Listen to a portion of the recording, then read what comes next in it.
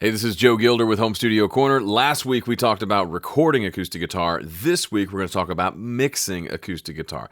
I'm going to show you a ridiculously simple and effective method that I use to mix my acoustic guitars, and you can use it as well. By the way, if you don't have a mixing system and you'd like to borrow mine, you can have it for free.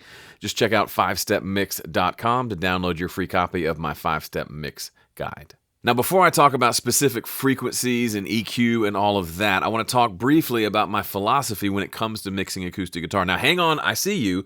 You heard the word philosophy and your finger started to move the mouse to skip to the next video because you're thinking, I don't need no philosophy. I just need you to tell me how to mix it. I am telling you how to mix it. If you are surfing YouTube looking for someone to give you the exact EQ settings to use on your acoustic guitar, you will never find it. Why? Because there's no one EQ setting that will work on all guitars. I've mixed thousands of guitar tracks, and I've never EQ'd two tracks exactly the same. Now, there may be similarities, but it's always a little bit different because every track is different, every guitar is different, every recording is different. But what's the same? The same thing is how I think about it, my philosophy, my approach. That means I can attack any guitar track and make it sound great and fix the problems and enhance the good stuff because of the way I think about mixing, not because I have a whole library of presets that I use. Get away from the whole preset mindset. Learn the actual thing, then you can approach any guitar track with confidence. Now, as far as my philosophy, it's really simple. Probably too simple, so simple that people will want to dismiss it because of how simple it is. That's a reason why you should listen. My philosophy is simply this: EQ only. That's it. And within that, 80% of the EQ should be cutting frequencies, not boosting. So if you go look, if I were to sit here and pull up screenshots of my last 100 mixes that had acoustic guitar in them, you would see, and I would be able to put a big chunk of money down on this, that you would find on my acoustic guitar tracks one plugin, an EQ, and you would find that it is doing mostly subtractive movements, meaning I'm cutting out the frequencies that don't fit and leaving the rest. It's not a big boost fest. It's the idea behind all of this is balance. I'm trying to create a good sounding, natural sounding acoustic guitar. Why? Because acoustic guitar is beautiful.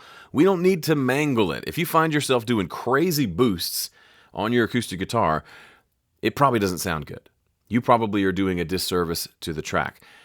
Go for a more minimalist, hands-off, passive, subtractive approach, and I promise you will see amazing results on your acoustic guitar mixes. I want to introduce you to the 5 frequencies of acoustic guitar. Think of them as like the 5 families of acoustic guitar, and they all have names. Boom, mud, mids, plastic, air. Let's go through each of those. I'm using my good friend Multiband Dynamics on this acoustic guitar to let us hear each of those frequency ranges in turn. Before you can go in and EQ anything, you need to know what each of those frequency ranges sound like. I've said that 1,000 times. I'll probably say it roughly a couple thousand more before I check out. So let's dive in and listen to this. Here's the acoustic guitar in all of its glory. This is just the raw recording.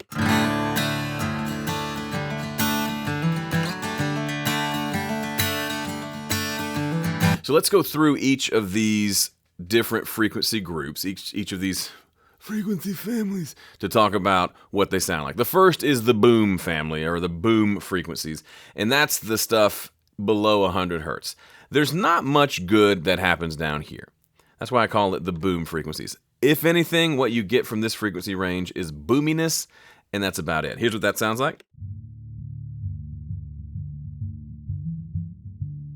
I typically recommend having a low cut or high pass filter on your acoustic guitars, set to somewhere maybe 60 to 80 hertz. So it's cutting out most of this stuff because most of this doesn't do us any good in a mix. If you only have one acoustic guitar and it's a fingerstyle and there's a big, deep low end to it, you may want a little bit more here, but not a ton because you don't really want your acoustic guitar rattling the subwoofers. There's a disconnect there. Kick drum and bass, all day. Make that subwoofer go crazy. Acoustic guitar? No, that's a little weird. Doesn't really work. All right, the next group of frequencies is what I'm calling the mud frequencies. This is between 100 and 300 hertz or so. It sounds terrible and gives me a headache.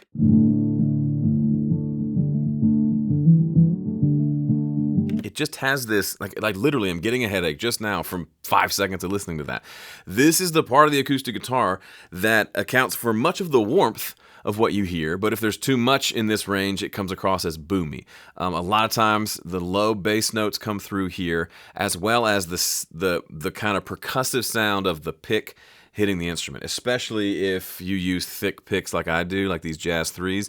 When you hit that guitar, aside from the sound of the notes you're playing, it creates kind of a funk sound. That funk sound, I made like spit come out, can be a cool part of the sound, but if it's too much, it makes it have the guitar in the mix goes fum, fum, fum, fum, fum, fum. Not good. It's muddy, it's gross. So while we don't need to get rid of these frequencies entirely, they're the source of a lot of mud. All right, the third group is what I'm calling the mids. I know, super creative. The mid range on acoustic is pretty unique. Here's what it sounds like.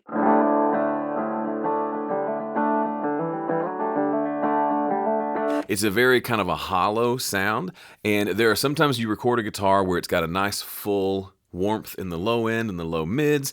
It's got some nice sparkly stuff going on in the top end, but there's kind of this sort of almost nasal or like hollow sort of sound coming out of it. That's typically in this range, around 500 hertz. So this, you just heard 300 to 1,000. But it sounds a lot like this. It's not super low, but it's not super high either. It's in the middle. And it creates this kind of, it almost creates kind of a cloudiness to the sound. Here's the full guitar. I'm going to get rid of those mids, and you can hear like the cloudiness kind of goes away.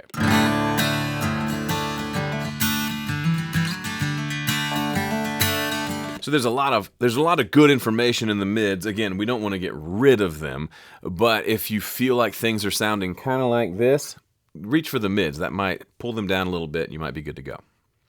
The next frequency range, the next frequency family is this range, the upper mids. We're calling it the plastic sound. Why? Because if you have too much going on in like the 1 to 5K range on an acoustic guitar, it makes it sound cheap.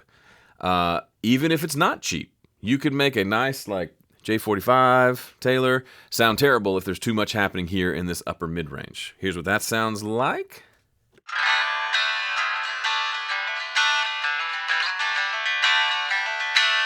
There's also can be like a little bit of a sort of a whistly sound there. If you're getting like harshness and kind of weirdness, that's more high frequency sounding. It's happening here in the 1 to 5K range. When there's too much there, to me, the guitar sounds cheap. It's missing like this kind of hi-fi quality to it because there's so much of the frequencies that make it sound like a plastic piece of junk. Pull that down a little bit, everything's good. And the final group is the air, the top end of the guitar. We don't want tons here or it doesn't sound natural at all, but if we're missing a little bit of crispiness to the sound, this is where we find it. So this is 5K and above. So this is 5K to 20K. It's a huge range of frequencies, but really there's not much sound there. And that's super handy because that means the sound of the pick hitting the strings lives primarily in this range. So if we want more or less of that, we can boost or cut this range without really affecting any of the rest of the guitar. This is the one range where I will do some boosting, usually around 8 to 10K.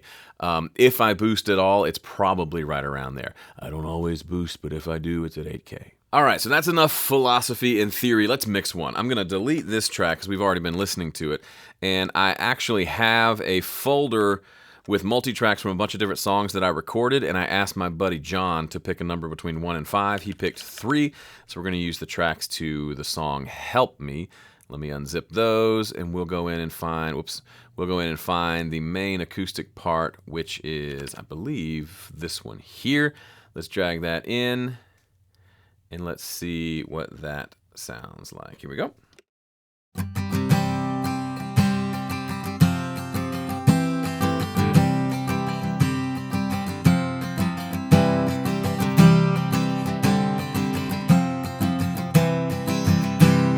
All right, what are we hearing? I'm hearing primarily that thunk of the, I'm almost always doing cuts in the low mids. So that 1 to 300 range, I'm hearing that thunk of my thick pick on the guitar. I need to pull that down. I'm also going to probably do just a regular old high pass because that's just one of the kind of general things that I tend to do. So we'll high pass at 80. See how that sounds? I don't hear much, if any, of a difference, which means we've just bought ourselves back some headroom by getting rid of any extraneous low end that might be there. But now let's get in and get some good work done. The low mids, there's a thump, thump, thump. Let's find it first with a boost, and then let's cut it.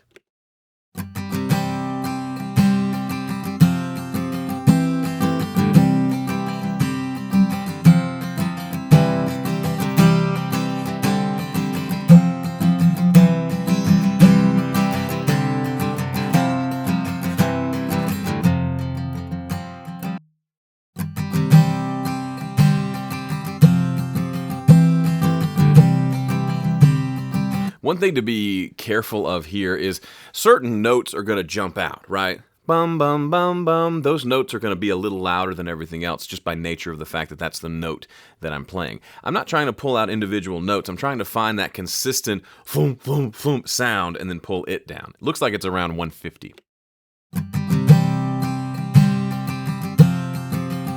We know because that sound was consistent even though I was playing different notes over it.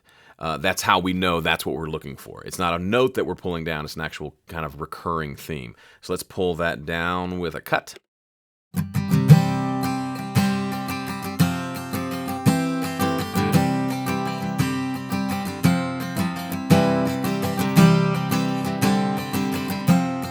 It doesn't change the overall sound of the guitar. It's a little thinner, but now we don't have that kind of thumpiness that's going to really get annoying once any other instrument or vocal comes in. Let me turn that on and off so you can hear the difference.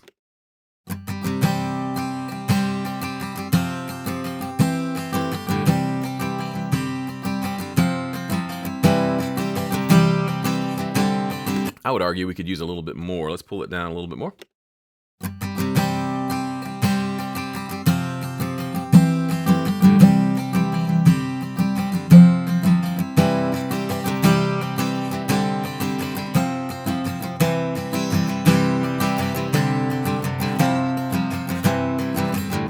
So after I had the 150 cut, it felt like it was still coming through the sound. Moved it up to 168, and that seems to have captured it more. I think that's working better.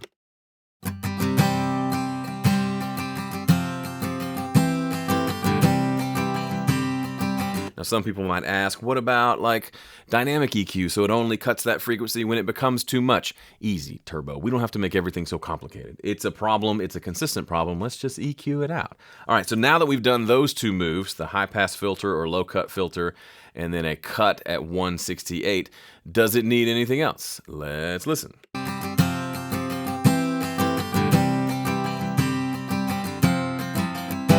You know what? It's still bothering me in the low end. It's still going thump, thump a little too much. Let's make it a little bit wider and maybe cut it a little bit more.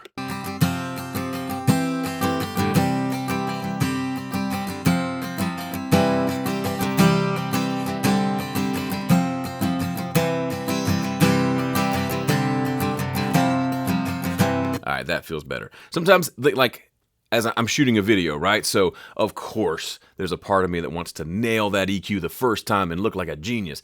Well, no, that's not real life. Real life is, I think it's in this range. I think it's there. Yep. Nope. I think it's there. Yeah, that's it. And then 2 seconds later, nope, that's not it. I need to move it one more time. That's a total normal part of the process, just so you know. All right, now let's listen. What do we hear, if anything, that needs to be changed now? Quick word. Don't just EQ because you can. You need to be EQing because you heard a problem that you want to solve, or you're hear something that you want to enhance.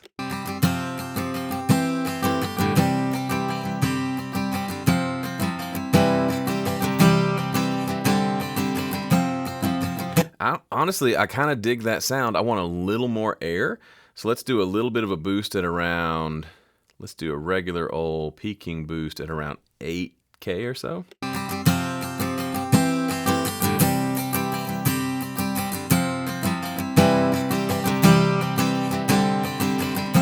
And that makes me think I'd like to pull a little bit of the mids out as well. Let's go find those.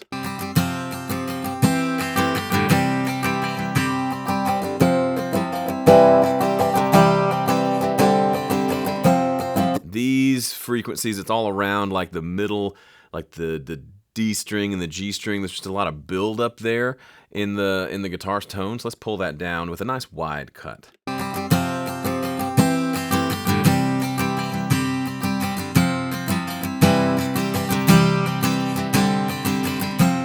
That feels a lot better. We've created a sense of like clarity and like higher fidelity by taking out some of the mids versus going in and boosting the lows and the highs, which works well. Let's see how it sounds over here, I don't know, in the middle of the song.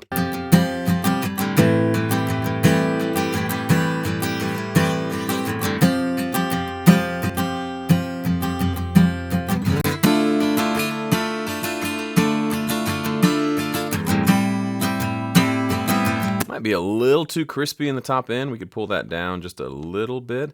That'll depend on the mix, if that seems to fit, be a little too bright or not, but I'm really happy with the way this turned out. As you can see, if I'm not sitting here talking and explaining what I'm doing while I do this, this takes 30 seconds at most to dial in a good acoustic guitar tone. And I repeat the process on any kind of acoustic guitar, and it works. Go try this on your next acoustic guitar mix. Make this a part of your mixing process. And if you don't have a mixing process, I encourage you to steal from me. You can have my 5-step mix guide, which lays out this 5-step process that I go through every time I mix a song. Helps me stay focused, helps me get to the finish line quickly. It's yours for free. Just go to 5stepmix.com. Thanks for watching. See ya.